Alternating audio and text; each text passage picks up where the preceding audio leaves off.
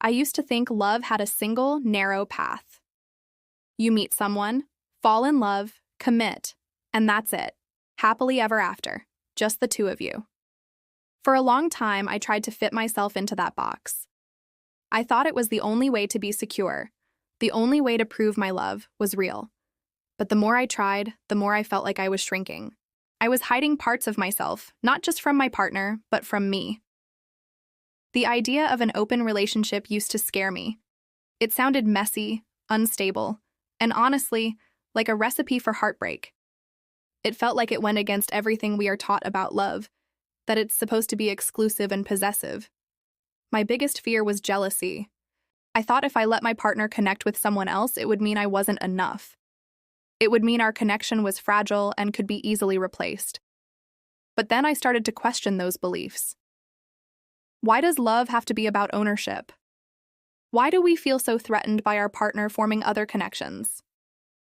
I realized my fear wasn't really about my partner leaving me. It was about my own insecurity. It was about needing someone else's total, undivided attention to feel validated and worthy of love. That was a huge realization for me. So, I started a journey of deep self-reflection. I had to learn to build my self-worth from within, not from someone else's gaze. I had to learn to trust myself, to know that I am whole and complete on my own. My value doesn't decrease just because my partner also finds joy, connection, or friendship with other people. In fact, it's the opposite. Choosing an open relationship wasn't about wanting more partners. It was about wanting more freedom, more honesty, and more growth, both for myself and for the person I love. It is about building a foundation of trust so strong that jealousy doesn't have room to grow. It's about communicating with radical honesty, sharing our feelings, our fears, and our boundaries, even when it's uncomfortable. And let me tell you, the communication in our relationship has never been better. We talk about everything. We navigate jealousy when it comes up, because yes, it still does sometimes. But we approach it as a team. We see it as a signal, a little light that points to an insecurity we need to address, either individually or together. It's not a threat. It's an opportunity to understand each other more deeply. What I've discovered is that my capacity for love isn't a finite resource. Loving one person doesn't mean I have less love to give. My heart feels bigger, not divided. Seeing my partner happy, seeing them grow through their connections with others, brings me a sense of joy that I never expected.